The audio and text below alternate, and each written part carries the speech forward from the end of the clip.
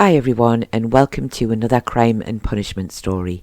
This week I am covering the story of Dorothy Sinclair and the murder of her husband Thomas Sinclair in East Coleside near Mitford in Morpeth in 1891.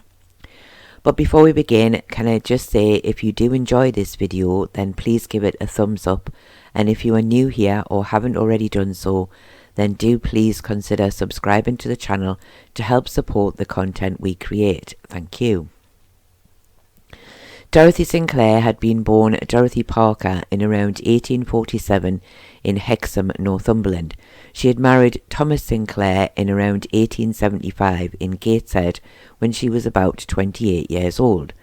For anyone wondering why I usually say around or about, this is because birth dates and ages in the census details are not always 100% reliable, and newspaper articles often vary too.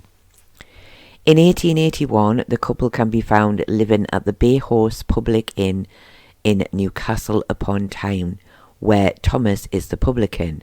It was said that the couple were well known and well liked in Newcastle. They did not have any children together, and Thomas was a little older than his wife, but I did not find any previous marriage or children for him. Thomas was born in around 1842 in Newcastle upon Tyne. It was said that he liked a drink or two, but was not described as being a drunk, but it does seem that his liking for drinking went above just the odd one or two. There are no details as to when exactly, but Thomas left the pub trade and the couple moved to Mr. Younger's farm at Burradon, where Thomas had taken a job as a hind, which is just another word for agricultural labourer. They had stayed there for around 2 years before moving to Mrs. Jane Alder's farm at East Coleside in May of 1890. The farm was owned by Colonel J.P. Mitford and rented to Jane Alder. And because of my interest in history, I actually knew a little bit about Colonel Mitford, and also had a photo of his headstone from Mitford Church from my visit there last year, which you can see on screen at the moment. East Coleside still has a farm in the area today. However, I did not want to photograph the farm itself, so any photos in this video will simply show the area near to where the farm stands today, and possibly some old outbuildings. Thomas and Dorothy had their own cottage near the farm, and although it's not stated that Thomas had been laid off, the couple would often attend something known as the hirings, where farm servants, which they now were, would go to a market to show their willingness to work and their skills, in the hope of being hired for work by someone at the market, perhaps for a better wage or a better job. And on March the 11th, 1891, this is where Thomas Sinclair had gone. The hirings were held that day at Morpeth. It appears that he had gone alone, with Dorothy following very soon afterwards. It was suggested that she had gone in order to keep an eye on her husband, to make sure that he did not fall into drink and behaved well enough to be hired. Sometime between 5 p.m. and 6 p.m, times varying a lot of different accounts, having walked back from Morpeth to Mitford, the couple went in to the Plough Inn public house for a drink on their way home. Here Thomas had had 2 half glasses of whisky, and Dorothy had had 1 half glass of whisky and a glass of ale. They left after this with around 1.5 miles still left to walk to reach their home. It was said by those who had seen them that they seemed to be on friendly terms at the time. A little after 7:30 p.m, Jane Alder of East Coleside Farm heard screams in the garden, and moments later Dorothy was knocking on her window, begging her to come out. Dorothy cried, "Oh, Mrs. Alder, I am afraid I have stabbed Tom." As she came outside, Dorothy said to her, "Please come and help me to make him live." Jane Alder went to the cottage with Dorothy, and inside she found Thomas slumped in a chair in the kitchen. He seemed to be barely alive. Dorothy went up to him and placed her arm behind his head, it would be assumed to try and lift it. At this, Thomas took one last breath, and Jane Alder knew at once that he was dead. The police and the doctor were called, and Dorothy was arrested for the willful murder of her husband, to which she replied, "Yes, that is correct."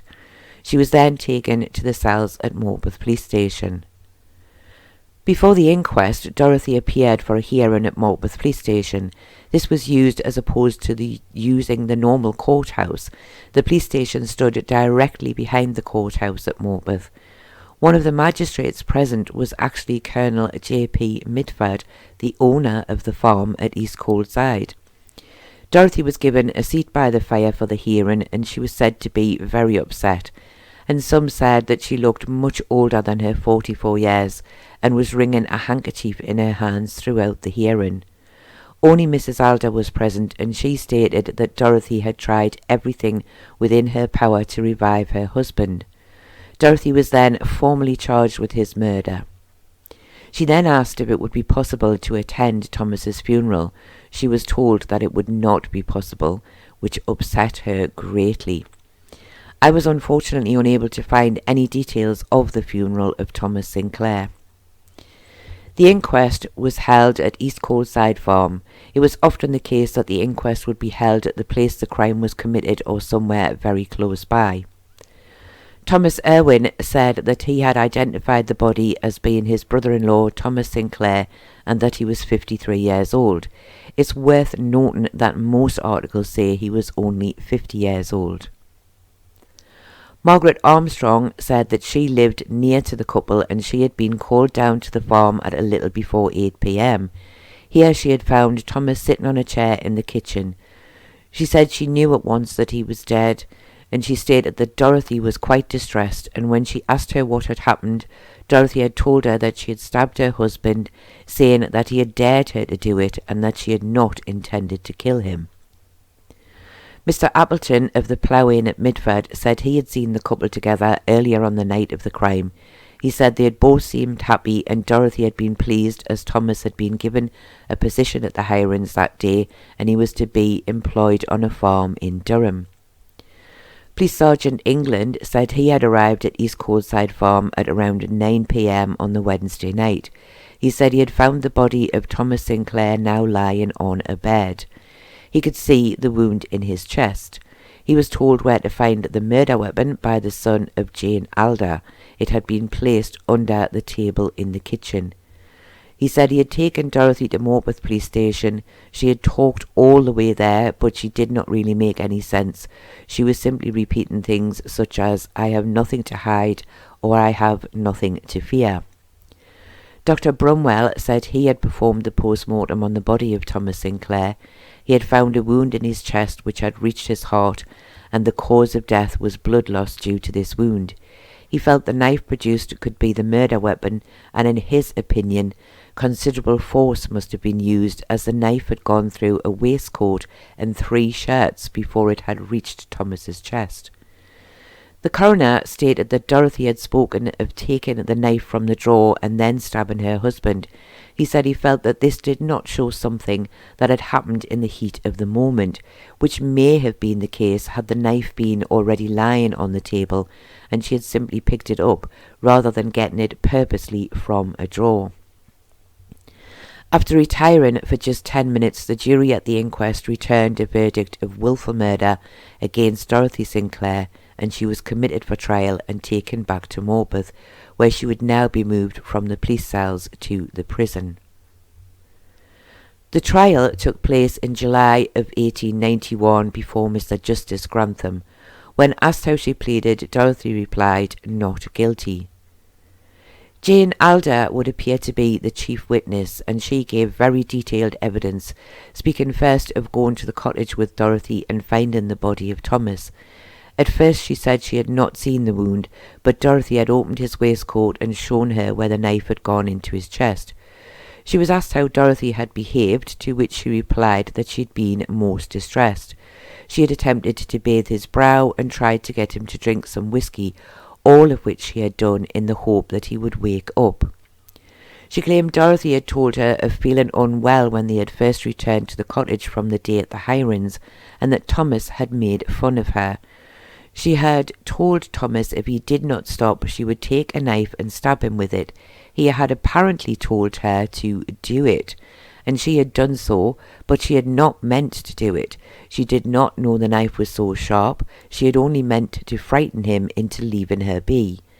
Jane was asked if she herself had known the knife to be sharp, as she would have been aware that it had been sharpened just the day before by Thomas in order to kill one of the farm pigs. Jane said yes, she was aware it was sharp, but not aware that Dorothy would have known this. Jane Elder went on to say that it had been Dorothy who had asked for the doctor to be sent for, and her son had gone to fetch Dr. Scrimshire from Morpeth. Dr. Scrimshire, on hearing what he was being called for, had immediately sent for the police. Jane was asked if Dorothy had continued to revive her husband after the doctor had arrived, and Jane said no, she had not, as the doctor had told her there was nothing that could be done for him. Jane was then asked how Dorothy had previously behaved towards Thomas, and she had said that she had always been kind to him, always had a good word to say about him, and they appeared to get along very well together. She had heard that Thomas had a liking for the drink, but she had never seen him the worse for it. And Dorothy had gone to the hirings that day to take care of him, the same as she had done the previous week. She also said that prior to them coming to her farm, they had worked for her husband's brother, and she had never heard any bad words about them when they had worked there.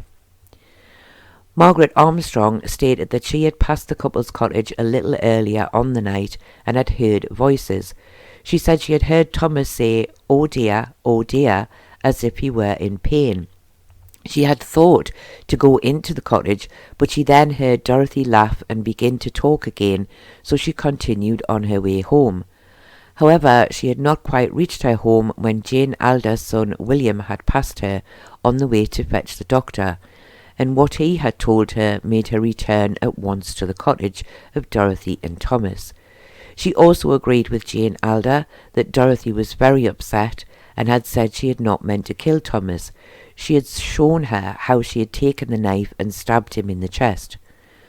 Margaret said she had not mentioned hearing the voices from the cottage at the inquest, and when cross-examined she said she had not gone in when she heard them, as she heard Dorothy laugh and talk again, so she had assumed that all was fine. Mr. Appleton of the Plough Inn at Mitford gave the same evidence as he had done at the inquest, only adding that Dorothy had been praising Thomas and saying he was a very good worker and she was very pleased with him. Sergeant England gave very similar evidence to that at the inquest, only adding that he had searched the cottage and found blood on an apron in the kitchen. However, it was quickly pointed out that this was pig's blood. He stated that on the way to Morpeth, Dorothy had said many times that she had not intended to kill Thomas. Both Dr. Scrimshire and Dr. Brumwell said the wound was deep and would have taken some force to cause in their opinion. Dr. Brumwell also added that the wound was in a downward direction, as if the person who had inflicted it had been standing up and the other sitting. Dorothy did not give any evidence at the trial. The defence said that he believed that Dorothy had been a good and faithful wife. She was not deserving of any more punishment than that which she had already suffered in losing the husband she loved very much, and that she would suffer this for the rest of her life.